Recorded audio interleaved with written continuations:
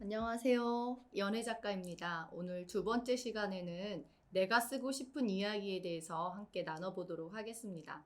여러분들이 쓰고 싶은 이야기가 어떤 걸지 한번 생각해 보셨으면 좋겠어요.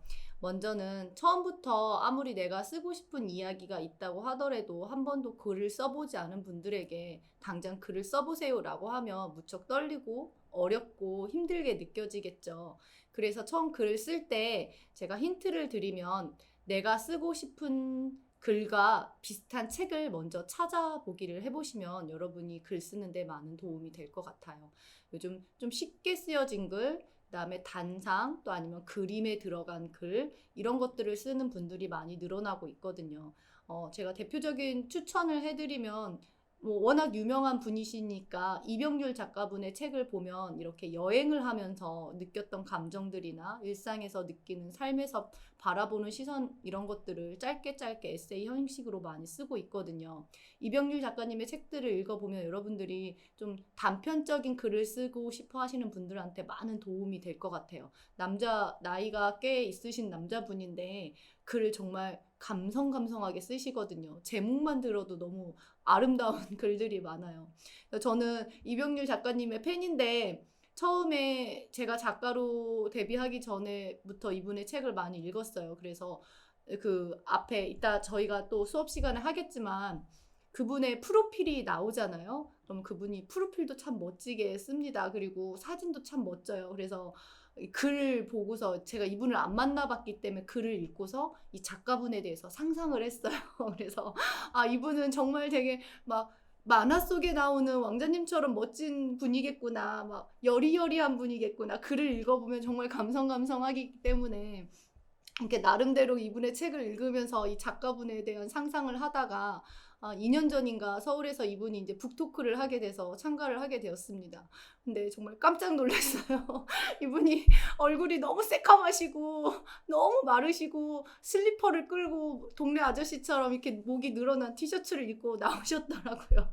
그래서 제가 상상했던 이제 글만 읽고서 상상했던 작가분의 그 모습을 생각하고 이분을 보고 놀랐는데 사실은 그분이 그럴 수밖에 없는 게 이분이 여행을 많이 다니시잖아요. 그래서 되게 몸도 안 좋으시고 아프시고 많이 탔던 거예요. 그래서 되게 새카맣이 여행 갔다 와서 막 동남아시아 이런 데 다 여행 돌아다니고 이렇게 배낭 메고 걸어 다니시고 하니까 살도 다 빠지시고 자외선 때문에 새카매지시고 이러셨다고 하더라고요.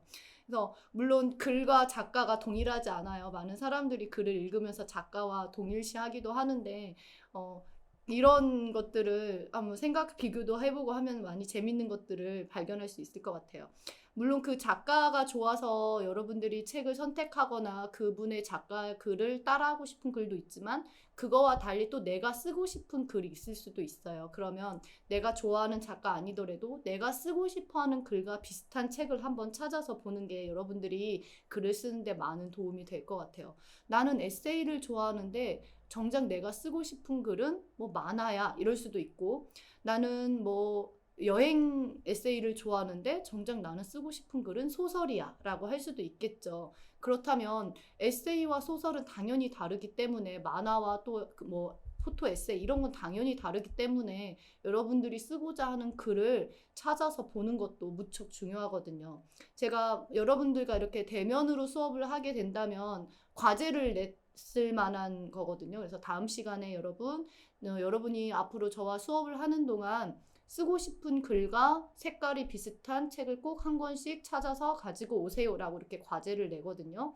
지금 여러분과는 그 과제를 할 수 없으니까 지금 이 강연을 들으면서 책꽂이에, 방안에, 서재에 혹시 내가 쓰고 싶어 하는 글과 같은 비슷한 책이 꽂혀 있는지 한번 보시고요. 분명 고르라고 하면 자기가 좋아하는 책을 분명히 자기가 즐겨 읽는 책을 고릅니다. 그게 아니라 내가 쓰고 싶은 책. 틀리더라고요. 그래서 내가 쓰고 싶은 글과 비슷한 책을 한번 꼭 찾아보기를 권유해 보겠습니다. 제가 여러분에게 한 권의 책이라는 좋은 글 하나를 먼저 읽어드릴게요. 이 책을 읽으면서 제가 예쁜 목소리는 아니지만 이 글을 읽어드리면서 여러분들이 어떤 글을 쓰게 될지 한번 생각해 보는 것도 좋을 것 같아요. 제가 멋진 목소리는 아니지만 제 목소리로 한번 한 권의 책이라는 이 글을 읽어드릴게요. 한 권의 책, 김선우. 마음속에 책 한 권을 떠올려 봐요. 당신이 제일 좋아하는 색으로 표지를 만들고요. 무지갯빛 테두리 장식도 좋아요. 첫 장을 펼쳐요. 아무것도 쓰이지 않은 백지예요. 당신의 이름을 거기에 적어요. 이 책의 지은이는 바로 당신이니까요. 다음 장을 펼쳐요. 아무것도 쓰이지 않은 백지예요. 당신이 이루고 싶은 꿈을 적어요. 아주 사소한 것도 좋고 큰 것도 좋아요. 꿈을 이룬 당신의 모습을 상상해봐요. 가능한 한 자세하게 묘사해봐요. 글자로 적어도 좋고 그림으로 그려도 좋아요. 얼굴에 미소가 떠오를 거예요. 미소를 지으면 몸이 웃어요. 몸이 웃으면 마음이 건강해지죠. 꿈을 이룬 당신은 근사한가요? 되고 싶은 모습 그대로인가요? 당신이 묘사해 놓은 책 속의 당신을 감상해봐요. 입가에 가득 미소를 머금고서 하루에 10분 정도면 충분해요. 이 시간 동안 당신은 온전히 당신만을 위한 책을 쓰는 거예요. 이제 책을 덮고 가슴에 꼭 안아봐요. 심장 안쪽에 당신의 책을 잘 보관해요. 하루에 한 번 마음의 책장을 열어 상상의 책을 꺼내고 집어 넣으면서 한 페이지씩 채워가는 당신 자신의 이야기. 당신만의 책을 품고 있는 한 당신은 지지 않아요. 웬만한 고난엔 끄덕없는 마음의 힘을 가지게 될 테니까요. 그때가 언제이든 빠르든 늦든 당신이 진심으로 꿈꾸는 대로 조금씩 되어갈 거예요. 삶을 당신 편으로 만드는 비밀 무기, 이 한 권의 책을 가슴에 품어요. 당신만이 저자인 단 한 권의 책을. 김선우 작가 시집의 댄스 푸른푸른에 놓인 시 중에 한 권의 책이라는 글이었습니다. 이 글을 읽어보니까 여러분 더 글을 쓰고 싶은 마음이 생기지 않나요? 정말 한 권의 책을 떠올리면서 여러분들이 가장 좋아하는 색으로 한번 표지도 내가 나중에 이 원고를 써서 나만의 책을 만들면 이 책의 표지는 어떤 색깔일까? 노란색일까? 보라색일까? 파란색일까? 이 표지에 어떤 그림이 들어갈까? 내가 그린 그림을 그릴까? 넣을까? 아니면 내가 직접 찍은 사진을 넣을까? 아니면 내 손글씨를 넣을까? 한번 이런 것들도 한번 상상해 보시면서 여러분들이 원고를 작성하신다면 더 설레는 마음으로 글을 쓸 수 있을 것 같아요. 그리고 기회가 된다면 이제 이렇게 A4 용지 같은 거에다가 제목 써보시고 작가 아니면 저자 땡땡땡 자기 이름을 이렇게 한번 써보는 것도 엄청 설레는 일이 될 것 같아요. 내가 이 책의 진짜 저자가 되는 거니까요. 이 지은이 정말 모든 사람들이 나만의 책을 갖고 싶어 한다고 했잖아요. 아무것도 쓰여져 있지 않는 백지이지만 그곳에 여러분들이 지금 하고 싶은 이야기, 쓰고 싶은 이야기, 아팠던 이야기, 그리고 들려주고 싶은 사랑 이야기, 그리고 회복되고 싶은 이야기, 나의 꿈, 소망, 이 모든 것들을 하나하나 채워가면 됩니다. 너무 어렵게 생각하지 마세요. 아주 사소한 것도 좋다고 했잖아요. 그래서 내가 꿈을 그리는 책을 쓰고 싶어. 하지만 뭐라고 써야 되는지 정말 아무것도 모르겠어. 그러면 첫 번째 페이지에다가 나의 꿈 이렇게만 적으셔도 돼요. 그것이 또 하나의 페이지가 될 수도 있거든요. 그리고 정말 상상을 하면서 나의 꿈은 무엇일까? 내가 원했던 건 무엇일까? 내가 지금 이 시간, 이 나이대에 살아가면서 꿈꿨던 나의 모습은 무엇이었을까?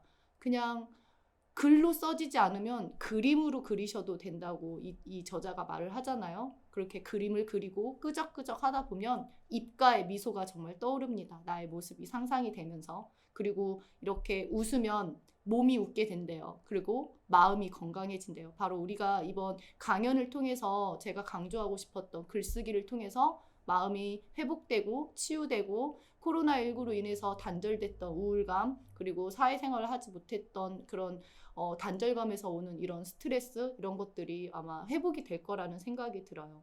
지금 여러분 앞에 노트가 있다면 혹은 A4가 있다면 이면지가 있다면 한번 그림도 한번 이렇게 그려보시고 내가 쓰고 싶은 이야기가 무엇일까 한번 생각해 보면서 주제를 한번 정해보는 시간을 가졌으면 좋겠습니다. 그리고 아까 말씀드렸던 것처럼 내가 쓰고 싶은 글이 어떤 글이 있는지, 비슷한 책이 있는지 한번 찾아보셔서 시간이 될 때 내가 쓰고 싶은 글과 책을 한번 비교해 보면서 나 이런 식으로 한번 책을 써보고 싶다. 이런 식으로 한번 원고를 작성해 보고 싶다라고 한 발 한 발 내디디면 될 것 같아요. 그렇게 한자 한자 채워가면 됩니다. 많이 쓰실 필요 없어요. 여기 작가분이 말씀하셨잖아요. 하루에 10분이면 충분합니다. 이 시간 동안 정말 온전히 나만을 위한 책을 쓰는 거예요. 10분만 집중해서 그림도 그려보고 사진도 한번 바로 들어서 뭐 주변에 지금 핸드폰으로 찍어도 보고 문장이 떠오르지 않으면 단어를 적어 놓으셔도 되고요. 그림도 못 그리고 단어도 떠오르지 않으면 색연필 들어서 색깔로 나의 지금 마음의 상태를 색깔로 한 페이지를 칠해보는 것도 참 좋을 것 같아요. 지금 저는 칠해본다고 하면 노란색. 저는 지금 여러분들하고 강연 준비를 위해서 아침부터 일찍 일어나서 되게 밝은 기분으로 이렇게 상쾌한 기분으로 하루를 시작했거든요. 지금 제가 글을 쓴다고 하면 좀 어렵지만 색깔로 표현한다고 하면 저는 노란색으로 한번 나만의 페이지를 칠해볼 것 같거든요.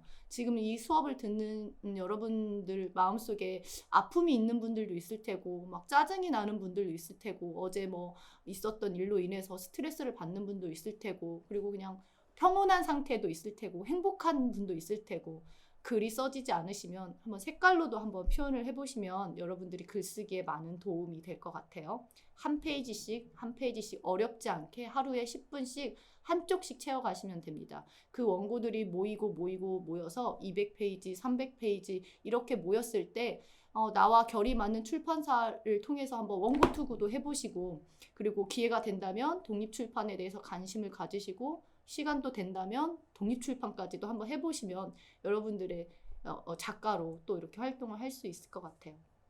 그 책이 여러분들이 아마 살아가는데 그 원고가 여러분들이 쓴 글과 그림과 색깔들이 여러분들이 삶을 살아가는데 많은 힘이 될 거예요. 그것이 웬만한 정말 고난에도 끄덕없는 마음의 힘이 될 거라고 작가도 말하고 있죠. 삶을 당신의 편으로 만드는 비밀무기. 바로 이게 내가 쓴 글이라고 하네요. 정말 그런 것 같아요. 저도 지금 벌써 5권의 책을 출간을 했는데 제가 삶을 살아가는 저만의 비밀무기인 것 같아요. 이 글들 속에 제가 숨겨놓은 것들이 참 많습니다. 제가 쏟아내어 놓은 그런 이야기들이 많습니다. 물론 소설이나 에세이가 100% 사실만을 적는 건 아니에요. 그곳에는 이렇게 가공된 글들도 있고 정제된 글들도 있고 조금 꾸며진 글들도 있지만 소설은 당연히 사실만을 적는 건 아니니까 하지만 그 글을 쓰기를 통해서 제가 하지 못했던 마음속의 이야기들 그리고 아팠던 이야기들을 분명히 글을 쓰기를 통해서 책을 출간하면서 저도 다 쏟아냈거든요. 여러분도 여러분 마음속에 하고 싶은 이야기들을 지금 하고 싶은 그것들을 글쓰기를 통해서 한번 표현을 해보셨으면 좋겠습니다. 3강하고 내용이 좀 이어지는 부분이지만 2강에서 조금 연습을 해보고 그 다음에 3강에서 이어서 한번 이 부분에 대해서 여러분하고 같이 나눠보도록 할게요. 제가 수강생들하고 같이 수업을 할 때 이 부분을 꼭 함께 하고 넘어가는 부분인데요. 특정 인물을 정한 후 그 사람을 묘사하는 짧은 글쓰기를 꼭 해봅니다. 지금 여러분한테 시간을 드리고 여러분 지금 5분 안에 글을 써갖고 오세요 라고 이렇게 보통 하는데 지금 우리는 일방적으로 제가 이렇게 강연을 하는 그런 상황이라서 제가 여러분들한테 이 제시를 주면 여러분들이 지금 잠시 정지를 해놓고 한번 연습을 해보셔도 좋을 것 같아요. 특정 인물이라고 하면 뭐 이순신 장군을 떠올리셔도 되고요. 아니면 뭐 심사인당 아니면 뭐 여러분들이 좋아하는 어떤 연예인을 떠올려도 될 것 같아요. 아니면 부모님. 제가 이렇게 과제를 주면 부모님에 대해서 가장 많이 사람들이 묘사를 해갖고 오더라고요. 그래서 제가 여러분 지금 저한테는 이 인물에 대해서 알려주시지 마시고 여러분들이 머릿속으로 떠오른 그 인물을 지금 5분 안에 멋진 글이 아니어도 돼요. 괜찮아요. 5분 안에 여러분 한번 글을 써갖고 와보세요 하고 이제 5분 동안 시간을 줍니다. 그럼 사람들이 5분 안에 또는 10분 안에 글을 완성해갖고 와요.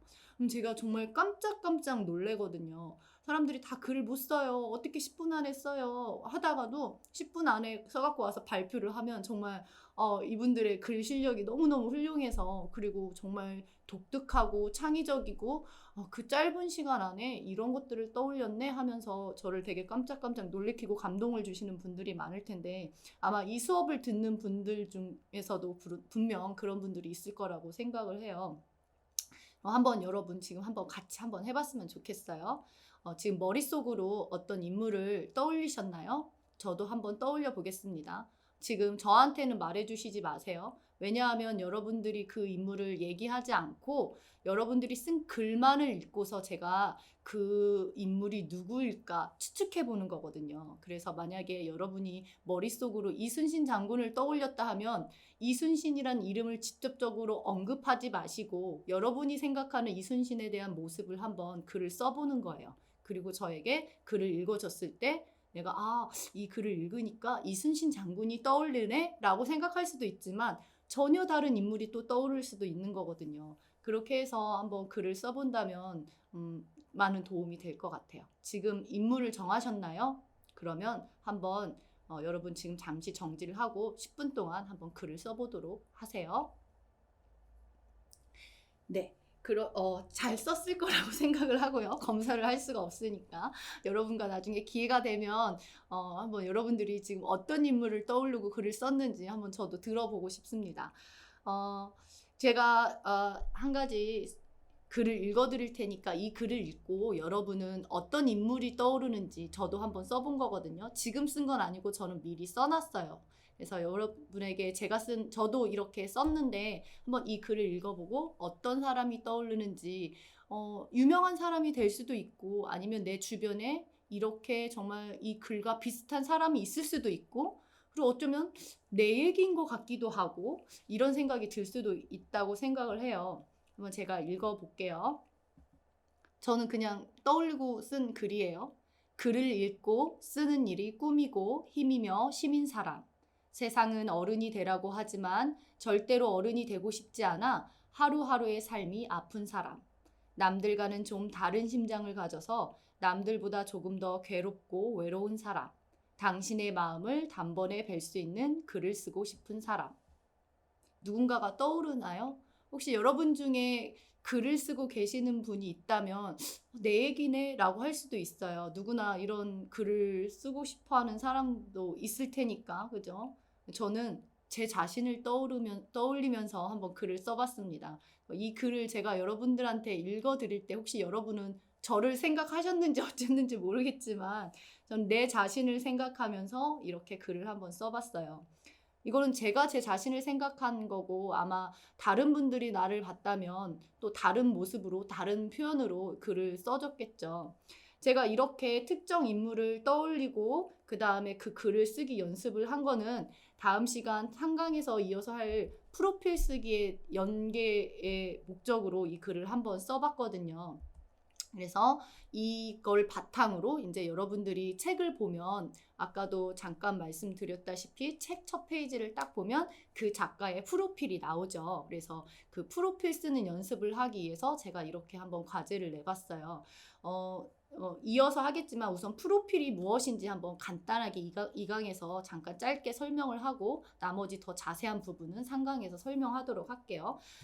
프로필 쓰기. 여러분들 보통 프로필 하면 예전에 글을 쓰셨거나 아니면 좀 연세가 있으신 분들을 보시면 이런 프로필을 많이 떠올릴 것 같은데 첫 번째 왼쪽에 은민 유승열이라는 이분 보이시죠? 너무 재밌어서 제가 갖고 왔거든요. 이분은 금산에 그 책방에서 계시는 분인데 저랑 우연히 만나서 알게 된 작가분이세요. 근데 이분이 이제 사인해주신 책에 프로필이 이렇게 써 있더라고요. 이분하고 이야기를 하다 보니까 너무 재밌어서 이 프로필을 가져왔는데 예전 연세가 좀 있으신 분들은 이 프로필에 좀 익숙하실 것 같아요.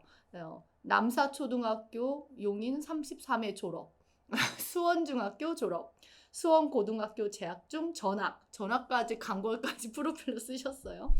태성고등학교 졸업, 한국외국어대학교 법학과 졸업, 총신대학교 신학과 졸업, 총신대학교 신학대학원 졸업, 목회 14년 마치고 부모님 모심. 너무 웃기죠. 나이 60에 처음 취직. 뉴파워 프리즈마 3년 근무 중. 이분 이렇게 연세가 좀 있으신 분인데 어떻게 보면 되게 재치가 있는 것 같기도 하지만 이분이 쓰신 프로필이 되게 참 고전적인 프로필 쓰는 방식이거든요. 혹시 여러분이 가지고 있는 책 중에서 좀 연도가 오래된 책이거나 좀 옛날 작가분들의 책을 보면 이렇게 아마 많이 쓰여 있을 거예요. 몇 년도에 어디서 태어나서 어디 학교를 졸업하고 무슨 과를 전공하고 네. 이렇게 많이 쓰여 있는 프로필들이 있더라고요. 하지만 이제 프로필이 또 많이 변화되는 추세거든요. 이 김소진 작가분도 유명한 책인데 이 책은 이제 동네 책방용 책에 나와 있는 프로필을 제가 캡처해 왔거든요.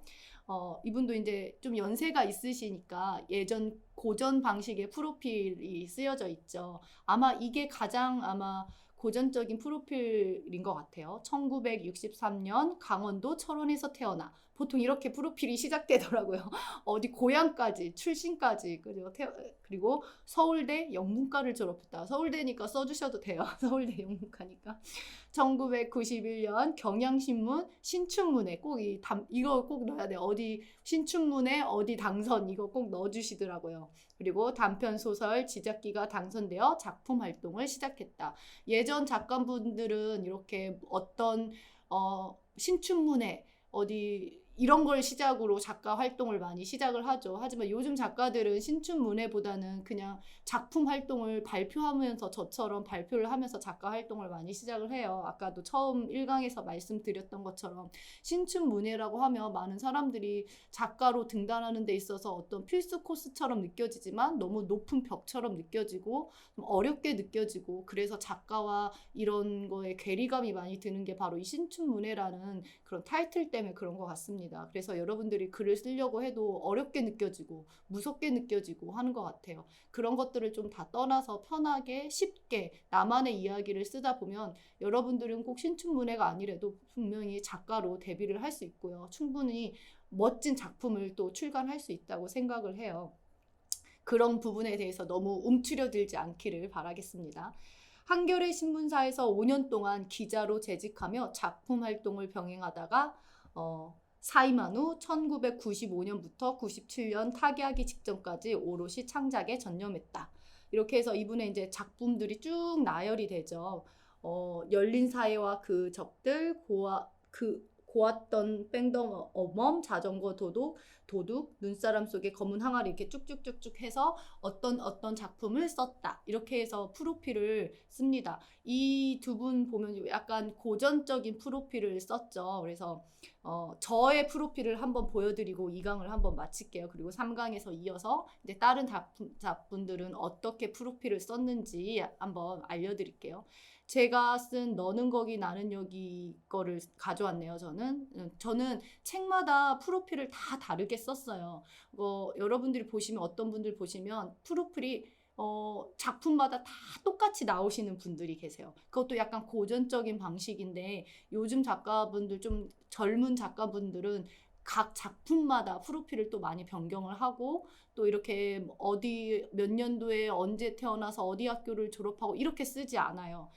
대표적인 예로 이제 제가 지금 활동하고 있는 작가니까 저의 프로필을 한번 보여드릴게요. 저는 너는 거기 나는 여기에서 프로필을 한번 이렇게 써봤습니다. 지은이 연애 스며든다는 가슴 시린 말을 좋아한다. 가끔 마음을 비우고 풀잎이 얼굴을 비비는 소리나 낙엽이 지는 소리를 듣고 싶다. 그리움과 고독에 자주 뒤척이며 잠을 잘 이루지 못하고 달빛이 쏟아지는 밤하늘과 쓸쓸한 비가 내리는 늦은 새벽에는 보고 싶은 사람들을 한 명씩 떠올리며 컴퓨터가 아닌 노트에 펜으로 편지를 쓰듯 글을 쓴다. 별것 아닌 것에 자주 눈물을 흘리고 마음속 진심들이 들키는 게 싫어서 반어적 표현을 하고 그게 또 미안해서 그 사람을 생각하며 다시 글을 쓴다. 남들과는 조금 다른 심장을 가져서 남들보다 조금 더 괴롭고 외롭기에 마음을 단번에 뵐 수 있는 글을 쓰고 싶다. 따뜻한 글로 세상을 밝히는 등불이 되고 싶어 부족하고 서툰 솜씨로 아름다운 동화를 쓰는 꿈도 꾼다. 제가 아까 잠깐 제 그 특정 인물 할 때 제가 읽어줬던 이야기가 좀 겹치는 부분이 있죠. 그거는 제가 그대가 내게 오던 날에 나라는 사람, 연애라는 작가에 대해서 내가 어떻게 표현을 할까, 프로필을 어떻게 표현을 할까 하다가 그렇게 표현을 한 거고, 이 책에서 너는 거기 나는 여기에서 연애라는 작가는 어떤 글을 썼을까, 어떤 생각으로 이 글을 쓸까 하는 마음을 담아서 한번 이렇게 글을 써봤습니다. 이게 저의 세 번째 책 프로필이었거든요. 여러분도 지금 뭐 이렇게 작품 활동을 하시는 분들도 계실 테고, 또 이제 글을 써서 나중에 작가로 데뷔하고 싶은 분도 계실 테고, 또는 독립출판을 꿈꾸는 분도 계실 테고, 아니면 그냥 편하게 일기 쓰듯이 나는 계속 글을 쓰고 싶어라고 하시는 분들도 계시겠지만, 한번 그 글을 쓰는, 아까 나만의 책 만들기 책 읽어줬잖아요. 나만의 책, 그 A4에다가 책 제목도 적어보고, 나만의 책 제목도 적어보고, 지은이 누구, 저는 이 연애라는 작가명으로 활동하고 있어요. 제 본명은 따로 있어요. 그래서 사람들이 연애가 무슨 뜻이냐고 이렇게 많이 물어보는데, 사랑할 연자에 어린아이 웃음 해자를 씁니다. 저는 크리스찬이라서 이렇게 들으시면 바로 아시는 분들도 있을 텐데, 연애하면 어린아이의 웃음이라는 뜻이거든요. 어린아이의 웃음을 사랑한다라는 뜻인데, 좀 종교적인 거라서 좀 말씀하긴 그렇지만, 그만큼 순수하게, 어린아이들 해맑잖아요. 순수하고 정말 동심이 있고, 그런 모습으로 글을 쓰는 데 있어서 항상 순수하고 변하지 않고 티 없이, 그리고 이런 모습으로 계속 글을 쓰는 작가가 되고 싶어서 이 필명을 쓰게 되었습니다. 이 이름은 또 제 학교 스승이셨던 선생님께서 또 지어주신 이름이기도 하거든요. 그래서 저는 오랫동안, 한 20년 동안 이 이름을 썼던 것 같아요. 그래서 제 본명보다 이 이름이 더 친숙하고, 작가로 활동하기 전부터도 이 이름을 썼는데, 이제 작가로 본격적으로 활동하면서 연애라는 이름으로 계속 활동을 하고 있습니다. 또 연애라는 이름을 가진 이 작가는 어떤 사람일까 생각을 하면서, 제가 저를 생각하면서 이렇게 한번 특정 인물을 정해서 글을 써봤어요. 이것이 프로필이 됐습니다. 여러분도 나중에 글을 모아놓고, 원고를 모아놓고, 또 혹시 이렇게 출간을 할 기회가 된다면 여러분들의 프로필을 이렇게 한번 작성해 보시면 좋을 것 같아요. 제가 첫 번째 과제로 아까 드렸잖아요. 특정 인물을 정해놓고 그 인물을 묘사하는 글을 써보기. 그거를 여러분을 놓고 쓰셔도 되고, 뭐 부모님을 놓고 쓰셔도 되고, 말씀드린 것처럼 이순신 장군을 놓고 쓰셔도 됩니다. 한번 이거 연습을 통해서 이렇게 글을 쓰다 보면 실력이 많이 늘 거라는 생각이 들어요. 프로필도 여러 개 쓰세요. 꼭 한 개만 쓰는 거 아니고 여러 개 프로필 쓰다 보면 그 중에 가장 마음에 드는 프로필을 여러분이 출간하는 책하고 결이 비슷한 프로필을 또 이렇게 넣으시면 좋을 것 같아요. 아까 이제 첫 번째 고전적인 프로필 쓰는 방법, 그죠? 이렇게 말씀드렸죠. 그래서 3강하고 이어지겠지만 이렇게 고전적으로 쓰는 프로필도 쓰는 것도 괜찮아요. 하지만 이렇게 요즘에 변화된 프로필, 이게 이제 요즘 작가들 트렌드라고 생각을 하시면 돼요. 이병률 작가님 프로필 하나 잠깐 보여드리고 2강을 마칠게요. 자, 이병률 작가님 제가 아까 소개해드렸는데 너무 프로필을 멋지게 쓰셔가지고 제가 읽어드리면, 시를 쓰고 산문을 쓰고 사진을 찍는다. 술을 마시고 식물을 기르고 사랑을 한다. 저 시옷들과 함께 사는 혼자 사람. 너무 정말 이분은 너무 멋진 글을 쓰셨죠. 여기 보면 시옷, 산문, 시옷 들어갔죠. 사진, 시옷. 술, 이분 정말 술을 많이 마시는 것 같아요. 그리고 시옷, 그 다음에 식물, 시옷, 그리고 사랑, 시옷. 그래서 저 시옷들과 함께 사는 혼자 사람, 이렇게 자기를 표현을 하셨어요. 자기를 놓고 시와 산문과 사진과 술과 식물과 사랑이라는 단어로 자신을 한번 표현해 보셨네요. 그리고 또 다른 이병률 작가님의 책에 있는 프로필이거든요. 제가 글씨가 잘 안 보여서 이렇게 가까이 가서 읽을게요. 죄송해요. 집이 비어 있으니 며칠 지내다 가세요. 바다는 왼쪽 방향이고 슬픔은 집 뒤편에 있습니다. 더 머물고 싶으면 그렇게 하세요. 나는 그 집에 잠시 머물 다음 사람일 뿐이니 당신은 그 집에 살다 가세요. 2020년 9월 이병률. 이 책은 엄청 유명한 책인데 이 책에 이렇게 시인의 말이라고 또 쓰셨네요. 이 책에서는 이병률 작가님이 시인이 되셔서 시인의 말, 이 말로 이렇게 프로필을 대신하신 것 같아요. 왼쪽에는 이병률 글 사진이라고 쓰여 있고 이쪽은 시인의 말. 되게 시처럼 쓰셨죠. 왼쪽에 있는 프로필도 무척 시적인데 또 오른쪽에 있는 시인의 말에서는 자신을 표현하는 글보다는 이 시인으로서 이렇게 독자들한테 좀 당부하는 말, 그리고 이런 말들을 또 남기는 걸로 프로필을 대신한 것 같아요. 요즘에는 이렇게 프로필이 많이 변하고 있어요. 고전적인 프로필, 아까 몇 년도에 태어나 어디 고향에서 나서 이런 프로필도 있지만 이렇게 자연스럽게 내 감정을 표현하기도 하고 독자와 어떻게 보면 주고받는 편지 형식의 프로필을 쓰기도 하고 그리고 독자에게 나는 이런 마음으로 글을 썼습니다 라는 거를 나타내기 위해서 이렇게 또 프로필을 좀 다정하게 이렇게 쓰기도 하는 것 같아요. 여러분들은 어떤 프로필을 쓰고 싶으세요? 여러분 선택의 몫이겠지만 아까 저는 그 유승민 분의 이 프로필 너무 재밌었거든요. 그래서 네. 이런 거 너무 재치 있지 않나요? 나이 60에 처음 취직 이런 것도 독립 출판을 하시는 분들이라면 이런 것도 괜찮은 것 같아요. 독립 출판 작가들 프로필을 보면 정말 되게 신박하고 독특하고 개성이 넘치는 그런 프로필들도 꽤 많거든요. 아까 제가 1강에서 보여드렸던 독립 출판 책들 제목도 참 신선했잖아요. 시 다발 아니면 시 발아하다 뭐 이런 10년, 30대 백수 쓰레기의 일기 뭐 이렇게 정말 좀 뉘앙스가 센 책들만 지금 제가 말씀을 드렸지만 그 안에 있는 또 프로필들도 참 개성 있고 재밌고 다양하게 쓰신 분들이 많아요. 그래서 여러분들이 이제 앞으로 책을 읽을 때는 그런 한번 프로필도 좀 이렇게 다정하게 읽어보시고 아 이렇게 작가는 자기 자신을 표현을 했네. 이 프로필은 작가가 쓰는 거예요. 누가 써주는 게 아니에요.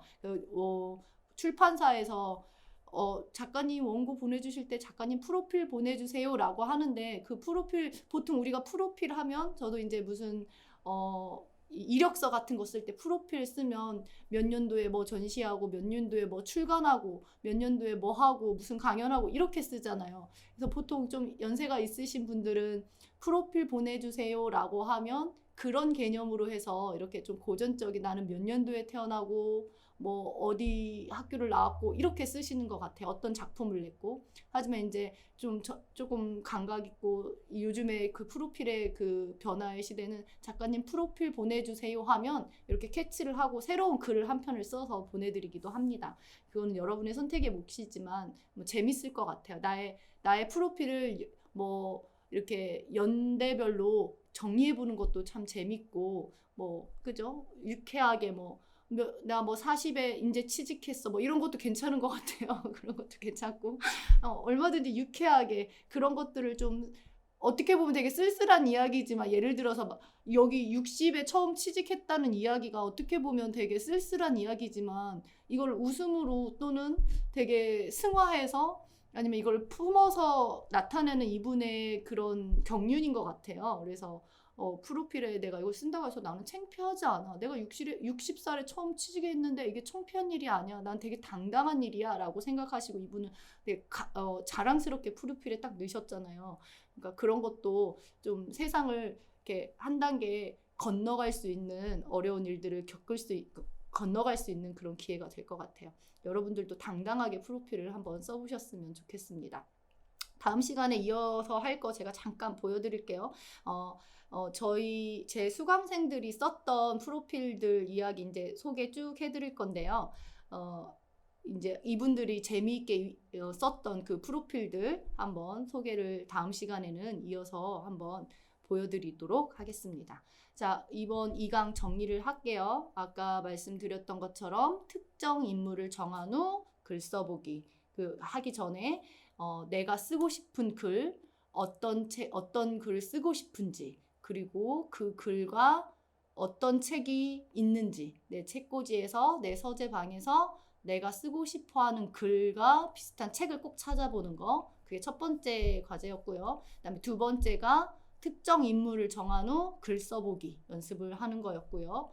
그래서 그걸 확장시켜서 이제 나라는 사람의 프로필을 써보는 거였어요. 그래서 프로필에는 이렇게 다양한 것들이 있다라고 이렇게 말씀을 드렸어요. 자, 그러면 2강도 즐겁게 수업 들으셨다고 믿고요. 3강에 이어서 이 프로필 이야기 조금 더 하고 3강에서 다시 만나도록 하겠습니다.